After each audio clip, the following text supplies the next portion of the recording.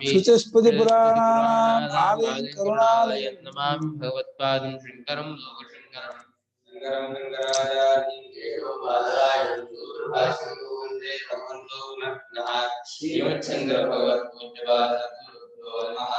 वंदे सच्चिदानंदं विधिवर्यं महामहिम वेदान्तारण्यं सद्गुरुं प्रणतोऽस्मि संप्रदायिकं कल्याणं सदाशिवं सच्चिदानन्दं सदाचारं समाश्रये श्री श्री सिद्धारण्येन सरस्वती महागुरुभ्यो नमः श्री भगवो ब्रह्म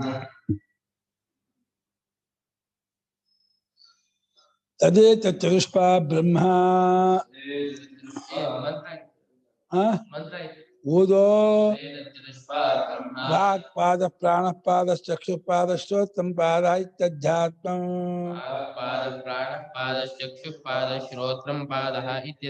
अथादिदैवतम् अग्निपादो वायुपादादित्यपादो दिशपादः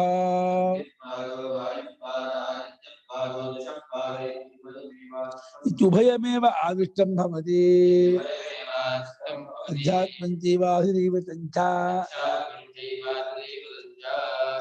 ಈ ರೀತಿ ಚತುಷ್ಪ ಬ್ರಹ್ಮ ಅಂತ ಇದು ಈ ಬ್ರಹ್ಮವು ಮನೋಬ್ರಹ್ಮವು ಮತ್ತೆ ಆಕಾಶ ಬ್ರಹ್ಮ ಆ ಬ್ರಹ್ಮಕ್ಕೆ ವಾಕು ಕಣ್ಣು ಕಿವಿ ಆಮೇಲೆ ವಾಕು ಪ್ರಾಣ ಕಣ್ಣು ಕಿವಿ ಇದು ಅಧ್ಯಾತ್ಮ ಅದರೊಳಗೆ ಅಗ್ನಿ ವಾಯು ಆದಿತ್ಯ ದಿಕ್ಕು ಬ್ರಹ್ಮಣಃ ಚತುರ್ಥ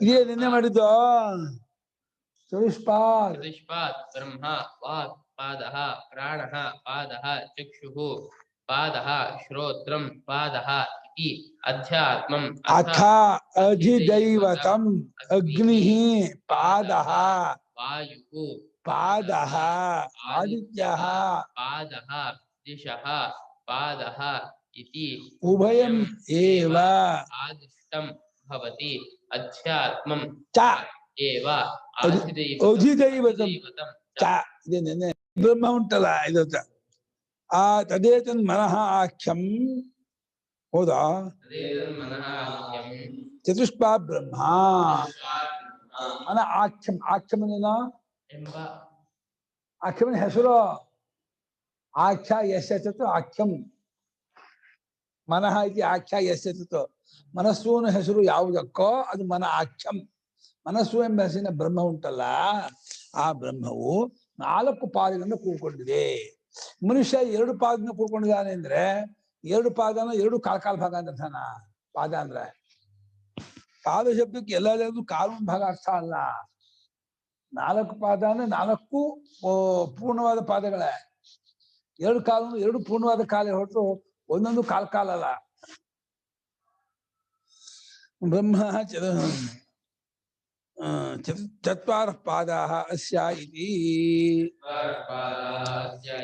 4 ಪಾದಗಳು ಇದಕ್ಕೆ ಇದು ಪದ್ಯತೆ ಅನೇನಾಯ್ತು ಪಾದ ಇದು ವೈಶ್ವಾನರ ಪ್ರಥಮ ಪಾದಃ ತೇಜಸಃ ದ್ವಿತೀಯ ಪಾದಃ ಪ್ರಾಜ್ಞಃ ತೃತೀಯ ಪಾದ ಅಲ್ಲಿ ಪಾದ ಅಂದ್ರೇನು ಪದ್ಯತೆ ಅನೇನ ಯಾವುದ್ರದ್ದು ಹೋಗಿ ಸೇರ್ಕೊಳ್ತಾನೋ ಅದು ಪಾದ ಇದು ಪಾದ ಇದರಿಂದ ಹೋಗಿ ಅಲ್ಲಿ ಸೇರ್ಕೊಳ್ತಾನೆ ಒಂದಿಂದ ಮೂವ್ಮೆಂಟ್ ಆಗುತ್ತೆ ಹಾಗಾಗಿ 4 ಪಾದ ಮನಸ್ಸೆಂಬ ಬ್ರಹ್ಮಕ್ಕುಂಟು ಮನಸ್ಸು ವಾಕ್ಯದಿಂದ ಎಲ್ಲೆಲ್ಲೋ ಹೋಗಿ ಕೂತ್ಕೊಳ್ತದೆ ಈ ಶಬ್ದ ವಿಷಯದಲ್ಲಿ ಅಂದ್ರೆ ಹೇಳ್ಬೇಕಾದ ವಸ್ತು ವಿಷಯದಲ್ಲಿ ಹೇಳ್ತಾರೆ ಕಥಂ ಚತುಷ್ಪಾದ ಮನಸೋ ಬ್ರಹ್ಮಣ ಇತಿ ಆಹ ಮನಸ್ಸೆಂಬ ಬ್ರಹ್ಮಕ್ಕೆ 4 ಪಾದ ಅಂತಿದ್ದಲ್ಲ ಅದು ಯಾವ ರೀತಿ ಹೇಳ್ತಿದ್ದೀರಾ ಅದು ಹೆಂಗೆ ಹೇಳ್ತಿದ್ದೀರಾ ಅಂತ ಕೇಳಿದ್ರೆ ಶ್ರುತಿ ಹೇಳುತ್ತೆ वाक् प्राणश्चक्षुष्पाद श्रोत्रं पाद श्रोत्रमित्येते पादाः वाक् प्राणश्चक्षुश्रोत्रम् ಇಲ್ಲಿ ವಾಕ್ ಪ್ರಾಣ ಚಕ್ಷು ಶ್ರೋತ್ರಾಣಿ ಆಗ್ಬೇಕಾಗಿಲ್ವಾ ಶ್ರೋತ್ರಂ ಹೇಗೆ ವಾಕ್ಚ ಪ್ರಾಣಶ್ಚ ಚಕ್ಷುಶ್ಚ ಶ್ರೋತ್ರಂಚ ಪ್ರಾಣಿ ಅಲ್ಲ ಯಾಕೆ ಕ್ವಶನ್ ಹೆಂಗೋ ದ್ವಂದ್ವ ಸಮಾಸದಲ್ಲಿ ರಾಮಶ್ಚ ಲಕ್ಷ್ಮಣಶ್ಚ ಕೃಷ್ಣಶ್ಚ ರಾಮ ಲಕ್ಷ್ಮಣ ಕೃಷ್ಣ ಮತ್ತೆ ಸಮಾಸ ಹೆಂಗೆ ಇದು ಹೆಂಗ್ ಸಮಾಸ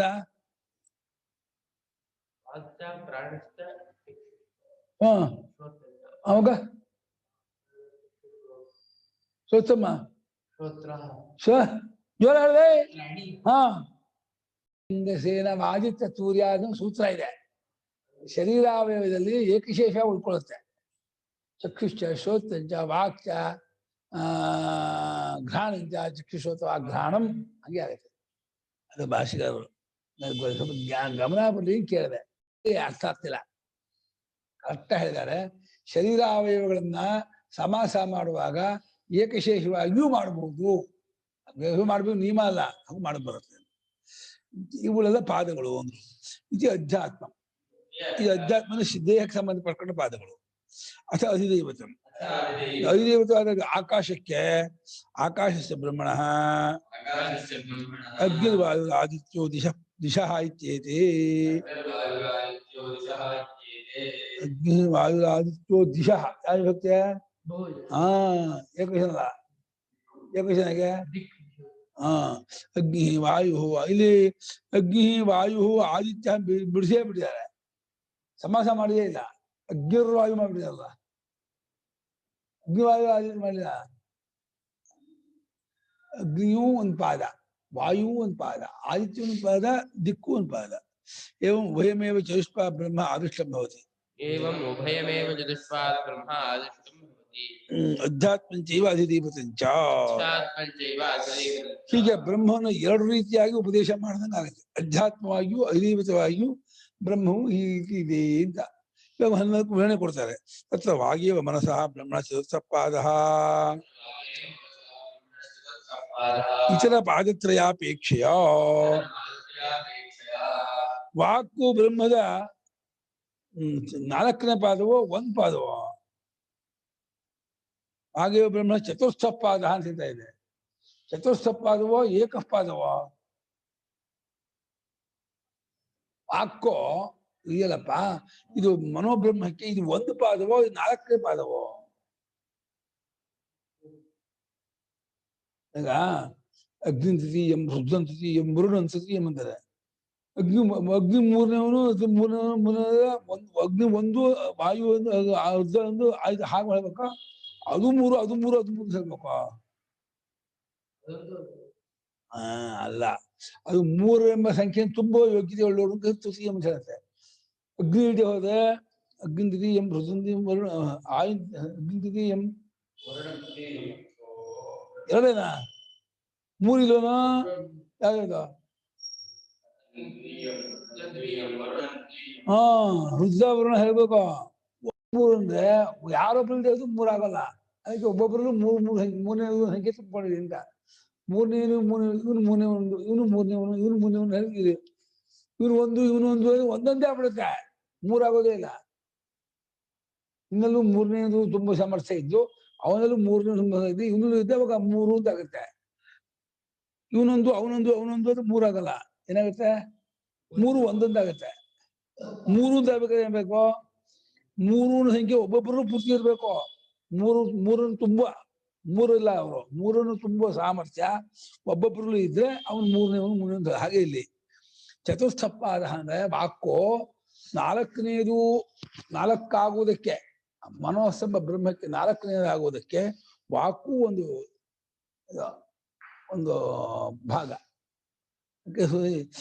ಉಳಿದ 3 ಪಾದದ ಅಪೇಕ್ಷೆಯಿಂದ ವಾಕು ಒಂದು ಪಾದ ಅಂತ ಹೇಳ್ತಾ ಇದೆ. ಒಂದು ಪಾದ ಅಂದ್ರೆ ಇಲ್ಲಿ ಪೂರ್ಣವಾಗಿ ಒಂದು ಪಾದ ಹೊರತು 4ನೇ ಒಂದು ಭಾಗ ಅಲ್ಲ.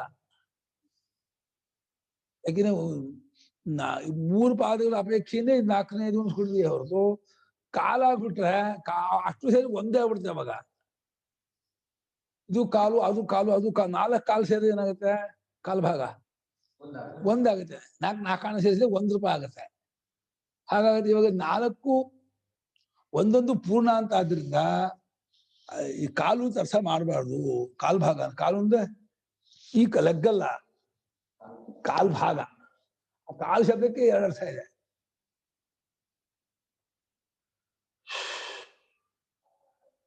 ಎಂಬ ಬ್ರಹ್ಮಕ್ಕೆ ವಾಕು ಅನ್ನೋದು 4ನೇ ಒಂದು ಪಾದವು, 4ರಲ್ಲಿ ಒಂದು ಭಾಗವು. ನಾಲ್ಕರಲ್ಲೇ ಒಂದು ಭಾಗವಂತ. ವಾಚಾಹಿ ಪಾದೇನೇವ ವಾಚಾ ಹಿ ಪಾದೇನೈವ ಗವಾದಿ ವಕ್ತವ್ಯ ವಿಷಯ ಪ್ರತಿಷ್ಠತಿ. ವಾಚಾ ಸ್ಪಷ್ಟ ಬಾಸು. ಹಾಗೆ ಕಾಲಿನಿಂದ ಇಲ್ಲಿಂದ ಮಲೇಶ್ವರಂ ಹೋಗ್ತಾನೆ, ಇಲ್ಲಿಂದ ಬೇರೆ ಚಾಮರಾಜಪೇಟೆ ಹೋಗ್ತಾನೆ ಕಾಲಿನಿಂದ. ಹಾಗೆ ಮಾತಿನಿಂದ ಹೇಳಬೇಕಾದ ವಿಷಯಕ್ಕೆ ಹೋಗಿ ಕೂತ್ಕೊಳುತ್ತೆ ಮನಸ್ಸು. ಅದು ಮನೆ, ಅದು ಮರ, ಅದು ಕುರ್ಚಿ ಅಂತ ಹೇಳಿ ಹೇಳಬೇಕಾದ ವಿಷಯಕ್ಕೆ ಮನಸ್ಸು ವಾಕ್ಯದ ಮೂಲಕ ಹೋಗಿ ಕೂತ್ಕೊಂಡ್ಬಿಡುತ್ತೆ ಅಂತ ಹೇಳ್ತಿದೆ. ವಕ್ತವ್ಯವನ್ನು ಹೇಳಬೇಕಾದ ಗವಾದಿ ಹಸುವೆ ಮುಂತಾದ ಹೇಳಬೇಕಾದ ವಿಷಯವನ್ನು ಕುರಿತು ವಾಕ್ಯದಿಂದಲೇ ಮನಸ್ಸು ಹೋಗುತ್ತೆ. ಅದರಿಂದ ಮನಸ್ಸಿಗೆ ವಾಕು ಒಂದು ಕಾಲು, ಇದು ಒಂದು ಕಾಲು, ಅದು ಒಂದು ಕಾಲು. ಕಾಲು ಲೆಗ್ಗು ಅಂತ ಸಹ. ಅಥವಾ ಮನಸ್ಸಃ ಪಾದೈವ ವಾಕ್. ಆದ್ರಿಂದ ಮನಸ್ಸೆಂಬ ಬ್ರಹ್ಮಕ್ಕೆ ವಾಕು ಕಾಲಿನಂತೆ ಇದೆ, ಕಾಲಾಗಿದೆ. ತಥಾ ಪ್ರಾಣೋ ಘ್ರಾಣ ಪಾದ. ಹಾಗೆ ಪ್ರಾಣ ಅಂದ್ರೆ ಯಾವುದು? ಮುಖ್ಯ ಪ್ರಾಣ ತಗೋಬೇಡಿ, ಘ್ರಾಣ ತಗೋಬೇಡಿ. ವಾಸನೆ ಇಂದ್ರಿಯ ಪ್ರಕರಣದಲ್ಲಿ ಪ್ರಾಣ ಅಂದ್ರೆ ಮುಖ್ಯ ಪ್ರಾಣ ತಗೊಂಡ್ಬಿಟ್ರೆ ಇದು ಮೂರೊಂದು ಜಾತಿ, ಅದೊಂದು ಬೇರೆ ಜಾತಿ ಬರುತ್ತೆ. ಸಮಾನ ಜಾತಿಯಲ್ಲಿ ಸಂಖ್ಯೆ ಬರುತ್ತೆ ಅಂತ ನಿಯಮ ಇದೆ. ಒಂದು ಮನೆ, ಒಂದು ಫ್ಯಾನು, ಅಥವಾ ಒಂದು ಕತ್ತೆ, ಒಂದು ಮನುಷ್ಯ, ಮೂರು ಸೇರ್ಬಾರ್ದು. ಮೂರು ಸೇರ್ಬೇಕಾದ್ರೆ ಒಂದೇ ಜಾತಿಗೆ ಸಮಾನ ಜಾತಿಗೆ ಸೇರಿದ್ರೆ ಸಂಖ್ಯೆ ಬರುತ್ತೆ. ಇಲ್ಲ ಮೂರು ವಸ್ತು ಸೇರ್ಬೇಕಾಗತ್ತೆ. ಅವಾಗ ಯಾವುದು ಸಾಮಾನ್ಯಕ್ಕೆ ಅರ್ಕ ಮಾಡ್ಕೋಬೇಕಾಗತ್ತೆ. ಹೀಗೆ ಸಮಾನ ಜಾತಿ ಯೇಷು ಸಂಖ್ಯಾ ಸಾಮಾನ್ಯ ದರ್ಶನ ನ್ಯಾಯ ಮಾಡಿದ್ದಾರೆ. ಸಂಖ್ಯೆ ಬರಬೇಕಾದ್ರೆ ಸಮಾನ ಜಾತಿ, ಸಮಾನ ಗುಣ, ಸಮಾನ ಏನೋ ಒಂದು ಸಮಾನತ್ವ ಇರಬೇಕು. ಹಾಗೆ ಪ್ರಾಣ ಎಂಬುವರು ಘ್ರಾಣ ತಗೋಬೇಕು. ತೇನಾಪಿ ಗಂಧ ವಿಷಯ ಪ್ರತಿ ಚಂಕ್ರಮೀತಿ. ಚಂಕ್ರಮೀತಿ ಹೆಂಗೆ ರೂಪ? ಧಾತು ಏನು? ಚಂಕ್ರಮೀತಿ ಹೆಂಗಾಗತ್ತೆ?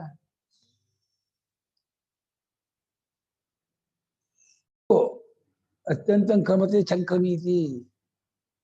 ಮತ್ತೆ ಹೋಗ್ತಾ ಓನ ಪುಣ್ಯನ ಮನಸ್ಸಿಗೆ ತೇನಾಪಿನೇ ಅದರಿಂದಲೂ ಕೂಡ ಗಂಧ ವಿಷಯದ ಬಗ್ಗೆ ಮತ್ತೆ ಹೋಗ್ತಾನೆ ಇದು ಈ ವಾಸನೆ, ಅಮ್ಮ ಏನೋ ಕ್ಷೀರಮ್ಮ ಏನೋ ಸೆಂಟಿಸ್ಕೊಂಡು ಬಡಿಸ್ಕೊಂಡಿದ್ದಾಳೆ, ವಾಸನೆ ಬರ್ತಾ ಹೋಗುತ್ತೆ. ಅದು ಅಲ್ಲಿಗೆ ಅಲ್ಲೇ ಆಟೋಮೆಟಿಕ್ ಹೋಗ್ಬಿಡುತ್ತೆ. ಗಂಧ ವಿಷಯದ ಬಗ್ಗೆ ಮನಸ್ಸು ಆ ಘ್ರಾಣೇಂದ್ರಿಯಕ್ಕೆ ಹೋಗುತ್ತೆ. ಮುಖ್ಯ ಪ್ರಾಣ ತಗೊಂಡ್ರೆ ಮುಖ್ಯ ಪ್ರಾಣ ಎಲ್ಲಿಗೂ ಹೋಗೋದೇ ಇಲ್ಲ ಮನಸ್ಸು. ಈಗ ಮುಖ್ಯ ಪ್ರಾಣ ಪಾದ ಅಂತ ಹೋಗಬಾರ್ದು, ಪ್ರಾಣ ಅಂದ್ರೆ ಘ್ರಾಣ ತಗೋಬೇಕು. ಯಥಾ ಚಕ್ಷುಪಾದ ಶ್ರೋತ್ರಪಾದ. ಇದು ಸ್ಪಷ್ಟ. ಚಕ್ಷುಪಾದ ಕಣ್ಣಿನ ಮೂಲಕವಾಗಿ ಎಲ್ಲಾ ರೂಪದ ಕಡೆಗೂ ಓಡಾಡುತ್ತೆ. ಈ ಚಿತ್ತಾಸನ ಇದೆ, ಆ ಪ್ರಾಣ ಅಂದ್ರೆ ಘ್ರಾಣ. ಘ್ರಾಣ ಅಂದ್ರೆ ಘ್ರಾಣ ಇಂದ್ರಿಯ, ಮೂಗು ವಾಸನೆಯನ್ನು ಗ್ರಹಣೆ ಮಾಡೋ ಇಂದ್ರಿಯಕ್ಕೆ ಘ್ರಾಣ ಅಂತಾರೆ ಸಂಸ್ಕೃತದಲ್ಲಿ. ಗಂಧೋಪಾಧಾನೆ ಜಿಘ್ರತಿ, ಅದಕ್ಕೆ ಲಿಟ್ಟು ಘ್ರಾಣಂ. ಜಿಘ್ರತಿ ಅನೇನಾಯ್ತಿ ಘ್ರಾಣಂ.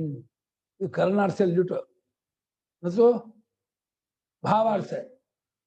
ಮೂಸುವಿಕೆ ಅಲ್ಲ, ಇದರಿಂದ ಮೂಸುತ್ತಾನೆ, ಇದರಿಂದ ಮೂಸುತ್ತಾನೆ. ಅದನ್ನೇನೋ ಘ್ರಾಣ.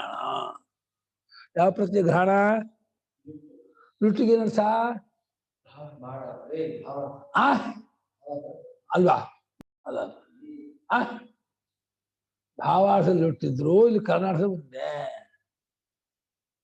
ಅಂದ್ರೆ ಮೂಸೋದು. ಹಾಗೆ ಕಣ್ಣು, ಕಿವಿ ಇವು ಕೂಡ ಪಾದ. ಇತ್ಯವ ಅಧ್ಯಾತ್ಮಂ ಚತುಷ್ಪಾತ್ ಮನಸೋ ಬ್ರಹ್ಮಣ.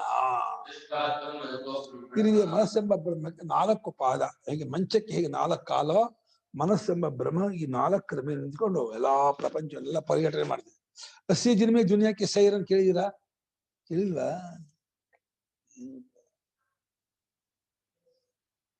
ಅರೌಂಡ್ 80 days ವರ್ಲ್ಡ್ ಅಂತ ಒಂದು ವಿಷಯ.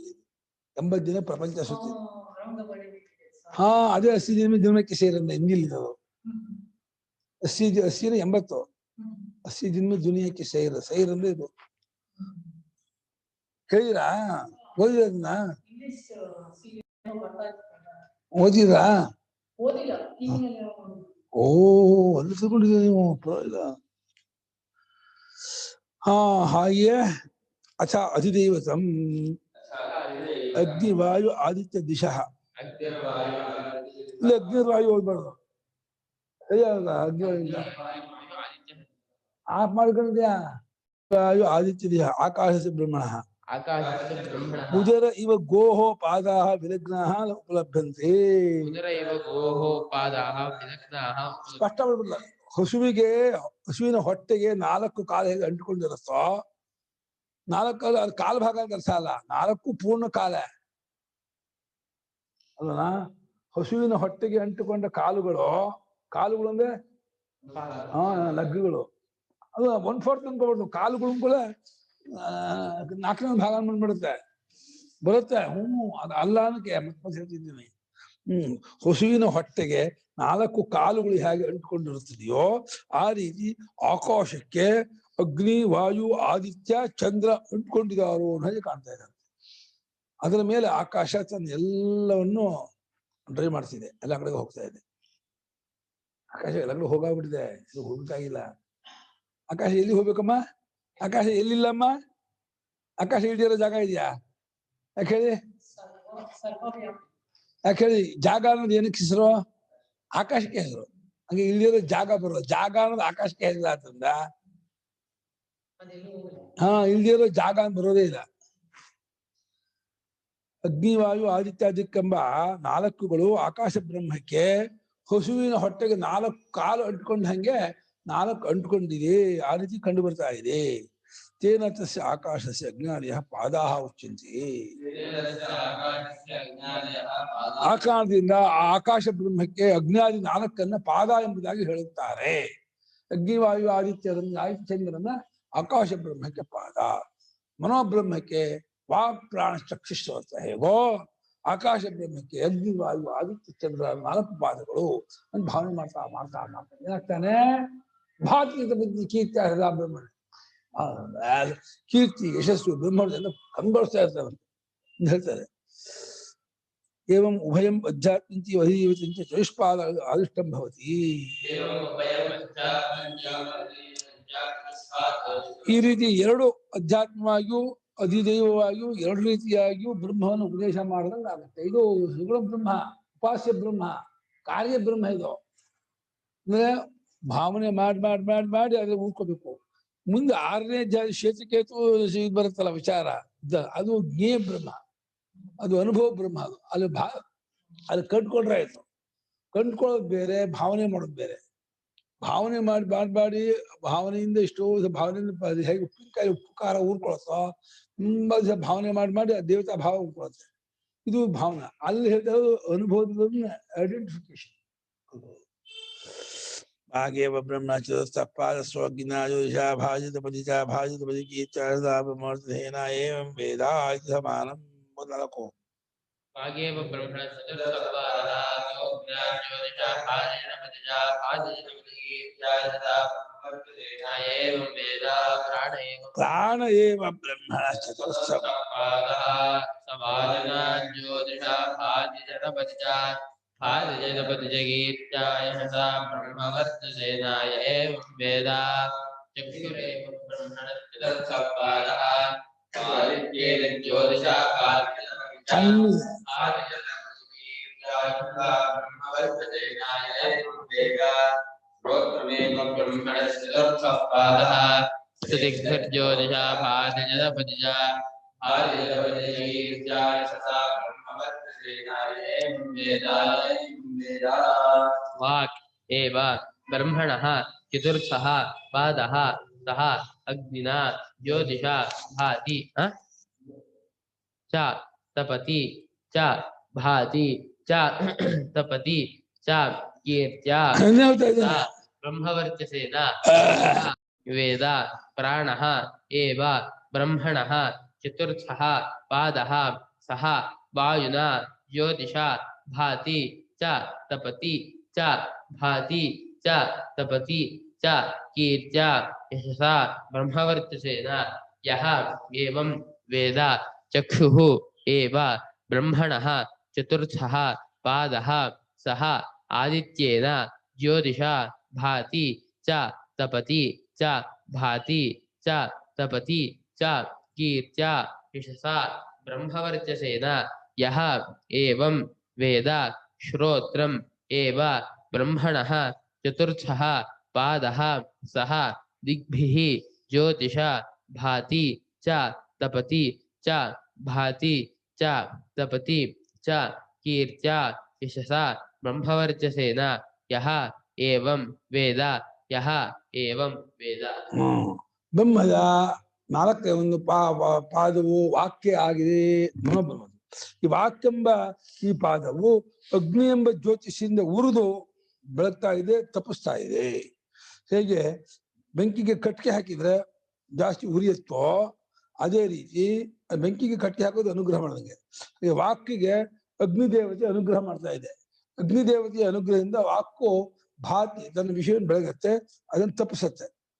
ಯಾರು ಹೀಗೆ ಉಪಾಸನೆ ಮಾಡ್ತಾರೋ ವಾಕ್ಗೂ ಅಗ್ನಿಗೂ ಅವಿನಾಭಾವ ಸಂಬಂಧ, ವಾಕ್ ಅಗ್ನಿ ದೇವತೆಯ ಅನುಗ್ರಹದಿಂದ ಬೆಳಗುತ್ತಿದೆ, ತಪ್ಪಿಸ್ತಾ ಇದೆ ಅಂತ ಉಪಾಸನೆ ಮಾಡ್ತಾರೋ ಅವನು ಈ ಲೋಕದಲ್ಲಿ ಕೀರ್ತಿ ಯಶಸ್ಸು ಬ್ರಹ್ಮವರ್ಚಸ್ಸಿನಿಂದ ಬೆಳಗ್ತಾ ಇರ್ತಾನೆ, ತಪ್ಪಿಸ್ತಾ ಇರ್ತಾನೆ. ಎಲ್ಲಾ ಕಡೆ ಇಲ್ಲೂ ಕಂಗೊಳಿಸ್ತಾ ಇರ್ತಾನೆ, ಶೈನಿಂಗ್ ಫುಲ್ ಆಗ್ತಾನೆ, ಬ್ರೈಟ್ ಫುಲ್ ಆಗ್ತಾನೆ, ಭಾರಿ ಒಳ್ಳೆ ಕೀರ್ತಿ ಅಂತ ಆಗ್ತಾನೆ. ಹಾಗೆ ಈ ಅಧ್ಯಾತ್ಮದ ಮನಬ್ರಹ್ಮಕ್ಕೆ ಪ್ರಾಣ ಒಂದು ಪಾದ ಆದರೆ ಆ ಪ್ರಾಣಕ್ಕೆ ಅಧಿದೇವತವಾದ ಆಕಾಶ ಬ್ರಹ್ಮದ ವಾಯು ಎಂಬ ಅಧಿದೇವತ ಅಂಶದಿಂದ ಒಂದು ವಾಯುವಿನಿಂದ ಈ ಘ್ರಾಣದಿಂದ ತನ್ನ ಕೆಲಸ ಮಾಡ್ತಾ ಇದೆ. ವಾಯುವಿನಿಂದ ಆ ಜ್ಯೋತಿಷ್ಯದಿಂದ ಬೆಳಗತ್ತೆ, ತಪ್ಪಿಸತ್ತೆ. ಇಂತ ಯಾರು ಉಪಾಸನೆ ಮಾಡ್ತಾನೋ ಅವನು ಕೂಡ ಕೀರ್ತಿ ಯಶಸ್ಸು ಬ್ರಹ್ಮವರ್ಚಸ್ಸಿನಿಂದ ಭಾತಿ ತಪತಿ. ಭಾದೀಪ್ತವನೇನೋ ಬ್ರೈಟ್ ಫುಲ್ ಶೈನಿಂಗ್ ಆಗೋದು, ತಪತಿನೇನೋ ತಪಸ್ಸಂತ ಬೇರೆಯನ್ನು ಇದು ಮಾಡೋದು, ಡಿಫೀಟ್ ಮಾಡೋದು, ಸೋಲ್ಸು ಮುಚ್ಚಾಕೋದು. ಹಾಗೆ ಮನಸ್ಸೆಂಬ ಬ್ರಹ್ಮ, ಅಧ್ಯಾತ್ಮ ಮನಸ್ಸೆಂಬ ಬ್ರಹ್ಮಕ್ಕೆ ಕಣ್ಣು ಒಂದು ಪಾದ ಆದ್ರೆ ಅದು ಅಧಿದೇವತವಾದ ಆಕಾಶವೆಂಬ ಬ್ರಹ್ಮದರ ಆದಿತ್ಯ ಇದೆಯಲ್ಲ, ಆದಿತ್ಯನ ಅನುಗ್ರಹದಿಂದ ಕಣ್ಣು ತನ್ನ ರೂಪವನ್ನು ಬೆಳಗಿಸ್ತಾ ಇದೆ. ಆದಿತ್ಯನ ಜ್ಯೋತಿಷ, ಆದಿತ್ಯನೆಂಬ ಬೆಳಕಿನಿಂದ ಇದು ಅದು ಒಂದೇ ಅಂತ ಅಧ್ಯಾತ್ಮಿಕ ಕಣ್ಣು, ಆದಿತ್ಯನೇ ಅಧ್ಯಾತ್ಮಿಕ ಕಣ್ಣಾಗಿದ್ದಾನೆ, ವಾಯುವೇ ಅಧ್ಯಾತ್ಮಿಕ ಘ್ರಾಣವಾಗಿರೋದು, ಅಗ್ನಿಯ ಅಧ್ಯಾತ್ಮಿಕ ವಾಕ್ಕಾಗಿದೆ. ಈ ರೀತಿ ಮಾಡಿದ್ರೆ ಅವನು ಕೀರ್ತಿ ಯಶಸ್ಸು ಬ್ರಹ್ಮವರ್ಚಸ್ಸಿನಿಂದ ಬೆಳಗುತ್ತಾ ಇರ್ತಾನೆ, ತಪ್ಪಿಸ್ತಾ ಇರ್ತಾನೆ. ಹಾಗೆ ದಿಕ್ಕುಗಳೇ ಶ್ರೋತ್ರೇಂದ್ರಿಯ ಅಧಿಷ್ಠಾತ ದೇವತೆ. ಬ್ರಹ್ಮದ್ರ ನಾಲ್ಕನೇ ಒಂದು ಪಾದ, ಅದು ದಿಕ್ಕೆಂಬ ಅಧಿದೇವತೆಯಿಂದ ಬೆಳಗ್ತಾ ಇದೆ, ತಪ್ಪಿಸ್ತಾ ಇದೆ. ಯಾರು ಹೀಗೆ ಅದನ್ನು ಉಪಾಸನೆ ಮಾಡ್ತಿರ್ತಾರೋ ಕೀರ್ತಿ ಯಶಸ್ಸು ಬ್ರಹ್ಮವರ್ಚಸ್ಸಿನಿಂದ ಬೆಳಗ್ತಾನೆ, ತಪ್ಪಿಸ್ತಾ ಇರ್ತಾನೆ ಅಂತ ಇದು ಭಾಷ್ಯ. ತತ್ರ ವಾಗೇವ ಮನಸ್ಸು ಬ್ರಹ್ಮಚರ್ಯ ಪಾದ.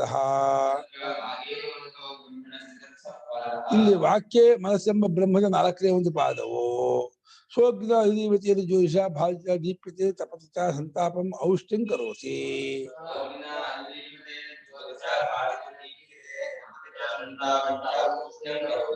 ಆ ವಾಕು ಅಗ್ನಿ ಎಂಬ ಅಧಿದೇವತವಾದ ಜ್ಯೋತಿಷಿನಿಂದ ಉರಿತಾ ಇದೆ ಮತ್ತು ಉಷ್ಣವನ್ನ ಸಂತಾಪವನ್ನು ಉಂಟು ಮಾಡ್ತಾ ಬೆಳಗ್ತಾ ಇದೆ, ಅದಕ್ಕೆ ವ್ಯಾಪಿಸ್ಕೊಳ್ತಾ ಇದೆ. ಆ ಕೊರ್ಚೆ ಅನ್ಕೊಳ್ಳೇನೆ ಆ ಕುರ್ಚಿ ಟಕ್ಕನ ಮಂದಿ ಗೊತ್ತ ಬಂದು ಯಾವ್ಯಾವ ಬಗ್ಗೆ ಮಾತಾಡುತ್ತೋ ಅದನ್ನ ತಪ್ಪಿಸಿದಂಗೆ ಆಗತ್ತೆ ಅಂತ ಹೇಳ್ಕೊಂಡ್ಬಿಡುತ್ತಂತೆ. ಉಷ್ಣವನ್ನು ಉಂಟು ಮಾಡುತ್ತೆ ಅಂತ. ಅಥವಾ ತೈಲ ಘೃತಾದಿ ಆಗ್ನೇಯಾಶನೇನ ಇದ್ದಾವ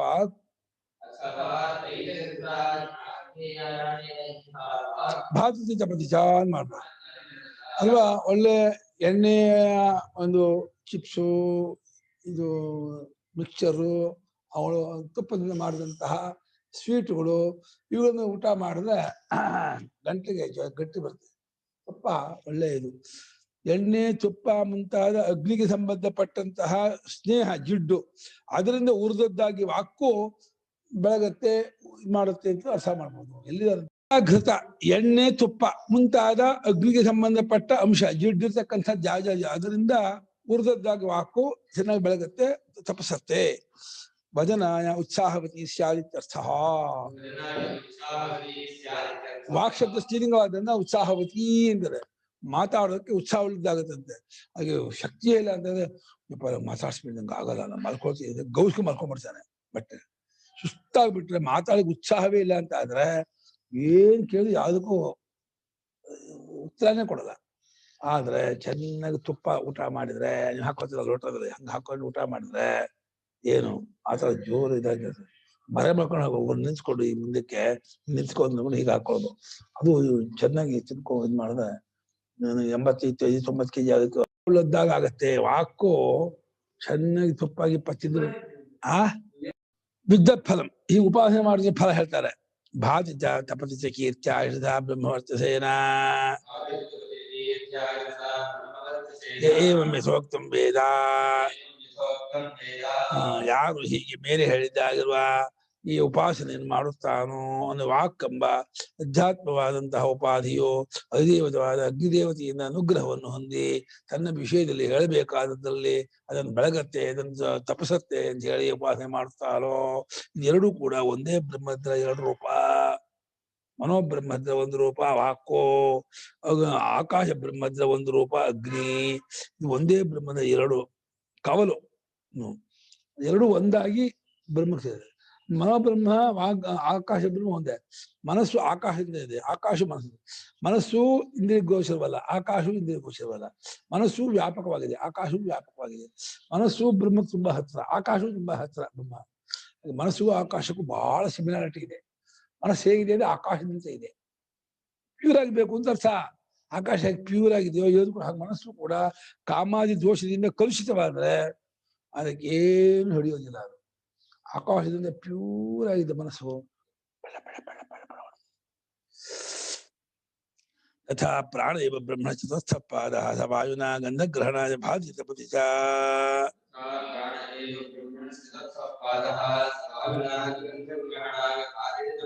ಹಾಗೆಯೇ ಪ್ರಾಣವೇ ಬ್ರಹ್ಮದ 4ನೇ ಒಂದು ಪಾದ.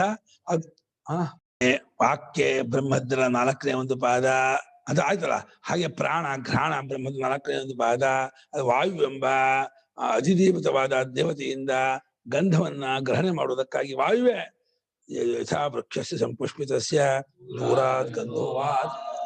ದೂರದಲ್ಲಿರುವಂತಹ ಮರದ ವಾಸನೆಯನ್ನ ವಾಯು ಆಗ ಬೀಸ್ಬಿಟ್ಟು ನಮ್ಗೆ ತಂದು ಕೊಡುತ್ತೆ. ನೀವು ಲಾಲ್ಬಾಗ್ ಹೋಗಿದ್ದೀರಾ?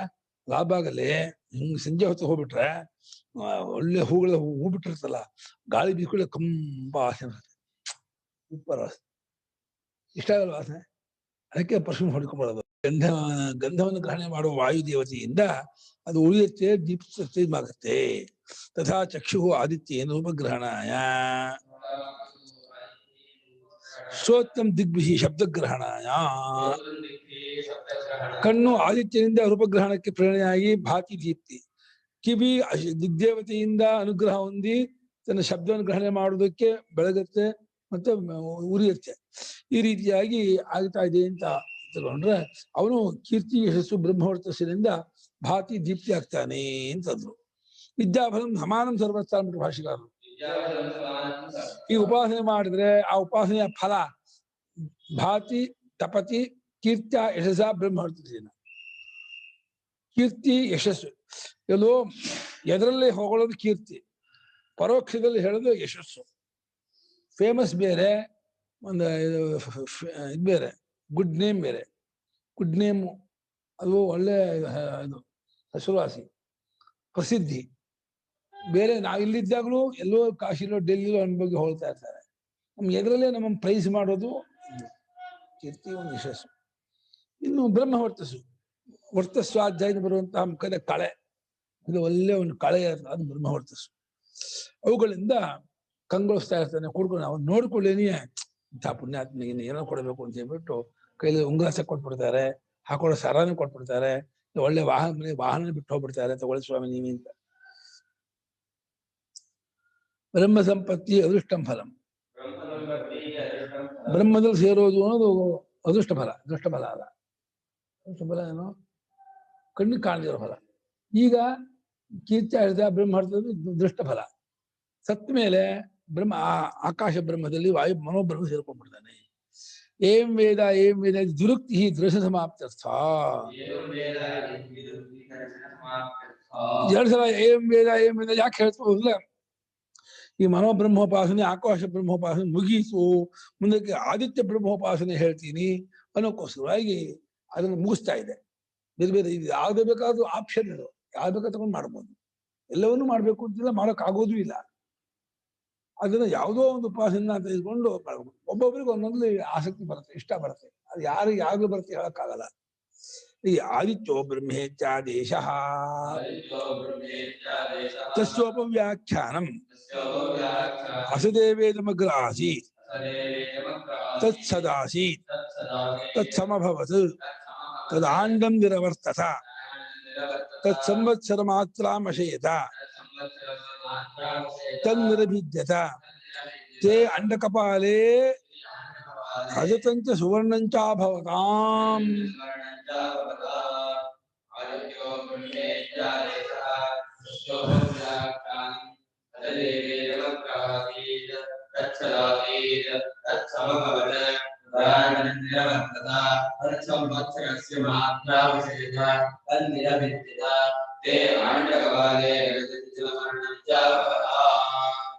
आदित्यः ब्रह्मा इति आदेशः तस्य उपव्याख्यानम् असत् एव इदम् अग्रे आसीत् तत् सत् आसीत् तत्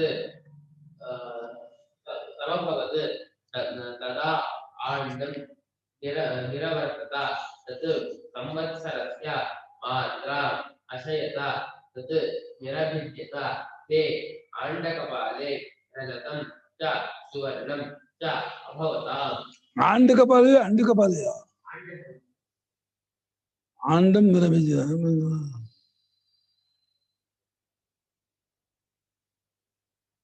ಅದೇ ಬರ್ದಿದೆ ಭಾಷೆ. ಅಲ್ಲಿ ಆಂಡಂ ನಿರಭಿಜಿತ ಮಾತ್ರ ಛಾಂದಸಂ ದೈರ್ಘ್ಯ ಬಂದ್ರು. ಕಾಲ ಹೊಡೆದು ನಿರಭಿಜಿತ ಅಷ್ಟೇ.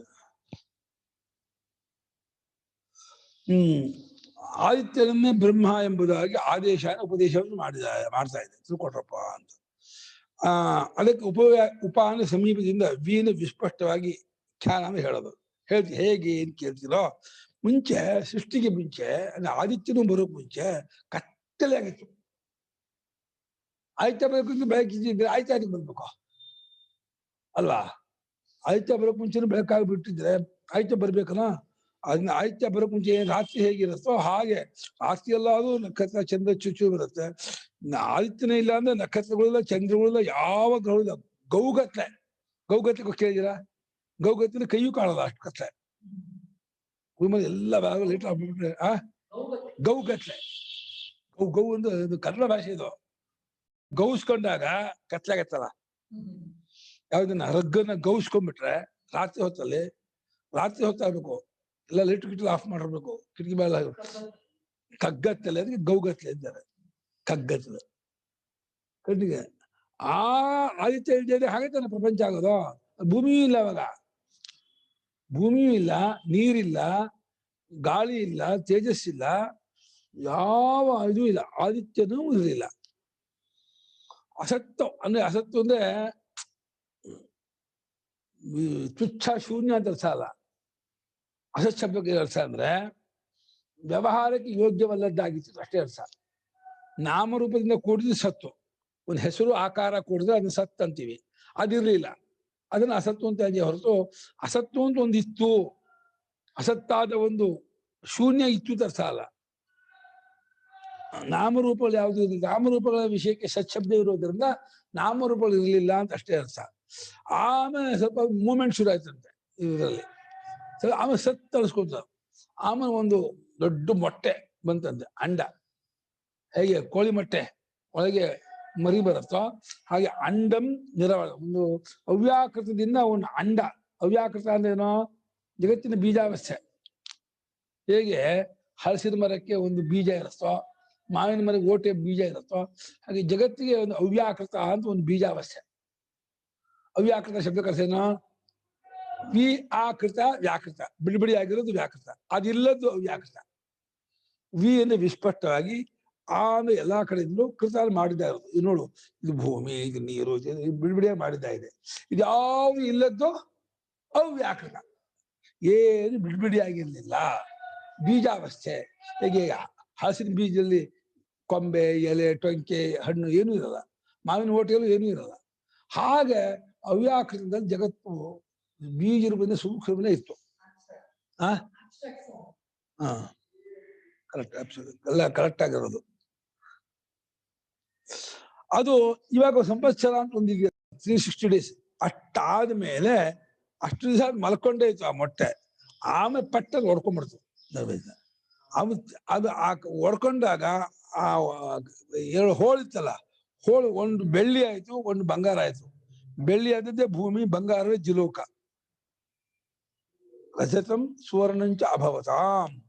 ರಜತ ಅಂದ್ರೇನೋ ಸಿಲ್ವರ್, ಬೆಳ್ಳಿ. ಸುವರ್ಣ ಅಂದ್ರೇನೋ ಗೋಲ್ಡ್. ಚಿನ್ನ, ಒಂದು ಬೆಳ್ಳಿ, 2 ಅಂಡಕಪಾಲು ಹೊಡ್ಕೊಳ್ತು. ಬ್ರಹ್ಮೇ ಚಾದೇಶ ಉಪದೇಶ. ಆಯುತ್ಯನೇ ಬ್ರಹ್ಮ ಎಂಬುದಾಗಿ ಆದೇಶವು. ಆದೇಶ ಮೀನ್ಸ್ ಕಮಾಂಡಿಂಗ್. ಉಪದೇಶ ಮೀನ್ಸ್ ಕ್ಲೋಸ್ ಆಗಿ ಮಾಡುವಂತಹ ಒಂದು ಜ್ಞಾನದ ಇದು ಟ್ರಾನ್ಸ್ಫರ್. ಒಂದು ಉಪಾನ ಸಮೀಪದಿಂದ ದಿಶಾದ ಹೇಳೋದು ಅಂತ ಉಪದೇಶ ಮಾಡ್ತಾ ಇದೆ. ಏನು ಅಂತ ತಸ್ಯ ಉಪವ್ಯಾಖ್ಯಾನ ಕ್ರಿಯತೆ ಸ್ತುತ್ಯರ್ಥಂ.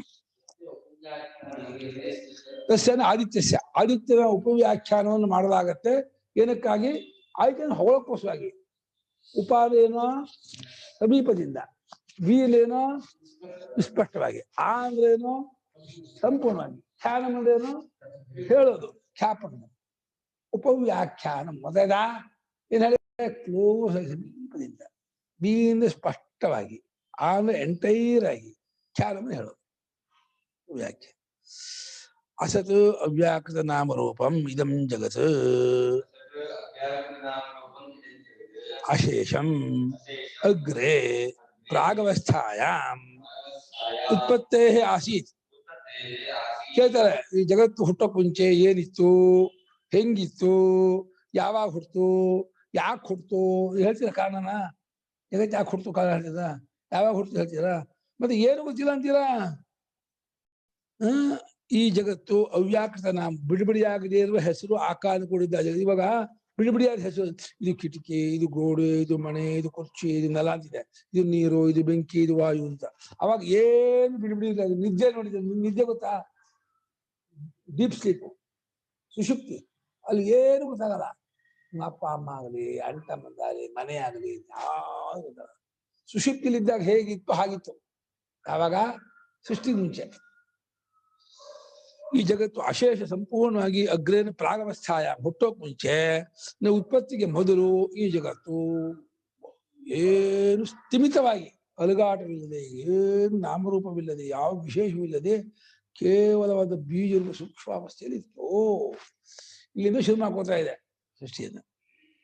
ನತು ಅಸದೇವ, ನತು ಅಸದೇವ, ಅಸತ್ತಾಗಿದ್ದು ಬಂಜೆ ಮಗ ಮೊಲ್ದು ಕೊಂಬು ಹಾಗರ್ಥ ಮಾಡಿ, ತುಚ್ಛ ಶೂನ್ಯ ಅರ್ಥ ಮಾಡಿಬಿಡಿ. ಬಿಡಿಬಿಡಿಯಾಗಿರ್ಲಿಲ್ಲ. ಇವಾಗ ಒಂದು 5-6 ಪದಾರ್ಥವನ್ನು ಕೂಡಿಸಿ ಮುಂಡೆ ಮಾಡ್ಬಿಟ್ರೆ ಯಾವ ಪದಾರ್ಥ ಹೇಳಕ್ಕೆ ಗೊತ್ತಾಗಲ್ಲ, ಸೇರ್ಬಿಟ್ಟಿರುತ್ತೆ. ಹಂಗೆ ಎಲ್ಲ ಸೇರ್ಬಿಟ್ರೆ ಯಾವ್ದು ಈಗ ಅಕ್ಷರವನ್ನು ಇದು ಅಕ್ಷರ ಇದು ಕಾಣ್ತದೆ, ಇಲ್ಲಿ ಇಟ್ಕೊಂಡ್ಬಿಟ್ರೆ ಓದಕ್ಕೆ ಆಗಲ್ಲ, ಎಲ್ಲ ಸೇರ್ಕೊಂಡ್ಬಿಡುತ್ತೆ. ಎಲ್ಲ ಹತ್ತತ್ರ ಒಂದಾಗ್ಬಿಟ್ಟಿದೆ. ಒಂದಾಗ್ಬಿಟ್ಟು ಇಡೀ ಜಗತ್ತೇ ಅವಿಭಕ್ತ, ವಿಂಗಡವಾಗದೇ ಇರುವ ನಾಮರೂಪಾತ್ಮಕವಾಗಿ ಇತ್ತು. ಅಷ್ಟೇ ಅರ್ಥ ಹೊರತು ಅಸತ್ತಾಗಿತ್ತು ಅಂದ್ರೆ ಬಂಜೆ ಮಗ, ಮೊಲ್ದು ಕೊಂಬು, ಆಕಾಶ ಪುಷ್ಪ, ಕೂರ್ಮ ರೋಮ ಅಂತ ಹಾಗಂತ ಮಾಡಿ. ಆ ರೀತಿ ಅಲ್ಲ. ಯಾಕೆಂದ್ರೆ ಕಥಮಸ ಸಜ್ಜಾಯೇತ ಆಯ್ತು ಅಸತ್ಕಾರ್ಯತ್ವ ಪ್ರತಿಷೇಧ.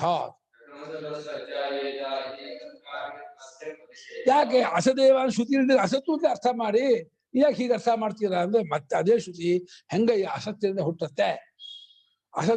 ಅಸತ್ತನ್ನು ಅಸತ್ತಿನಿಂದ ಅಸತ್ತಿಗೆ ವಿಭಕ್ತಿ ಬರಲ್ಲ. ಇಲ್ಲದಕ್ಕೆ ವಿಭಕ್ತಿ ಬರೋದು ಯಾವ್ದಕ್ಕೆ? ಇರೋದಕ್ಕೆ ಬರುತ್ತೆ ಹೊರತು ಇಲ್ಲದಕ್ಕೆ ವಿಭಕ್ತಿ. ಅಸತ್ತಿನಿಂದ ಹೇಳ್ತಾನೆ ಯಾವ್ದು ಹುಟ್ಟುತ್ತೆ? ಅಸತ್ತು ಇಲ್ಲದ್ರಿಂದ ಏನು, ಇಲ್ಲದ್ರಿಂದ ಹುಟ್ಟೋದಾದ್ರೆ ಇಲ್ಲಿ ಆನೆ ಹುಟ್ಕೊಂಡ್ಬಿಡ್ಬೋದು. ಇಲ್ಲಿ ಇಲ್ಲದ್ನು ಸಮಾನ ಇದೆ, ಇಲ್ಲಾಕೆ ಆನೆ ಬರ್ಬೋದು?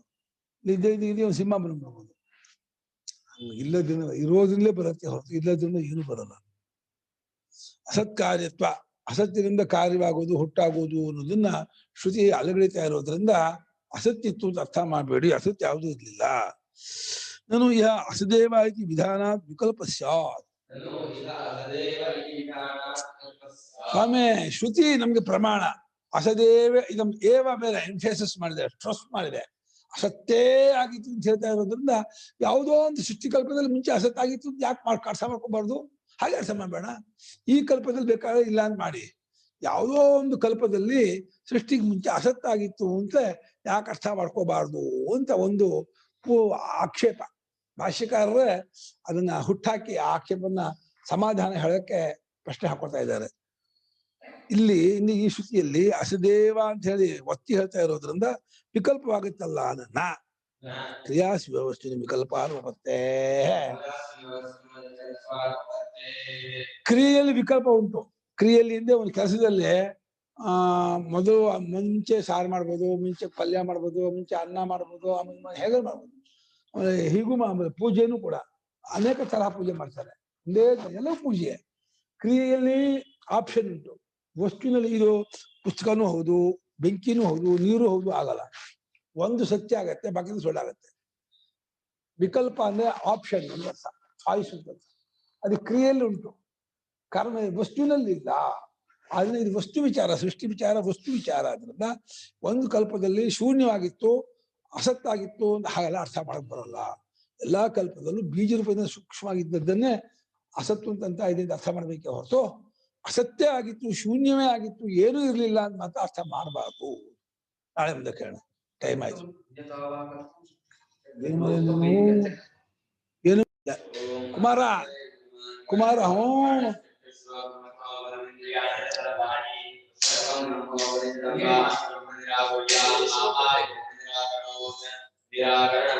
ಏನ್ ಕೆಲಸ, ಏನು ಎಷ್ಟೊತ್ತು opening Germany, opening Germany, opening ceremony. ನಾವು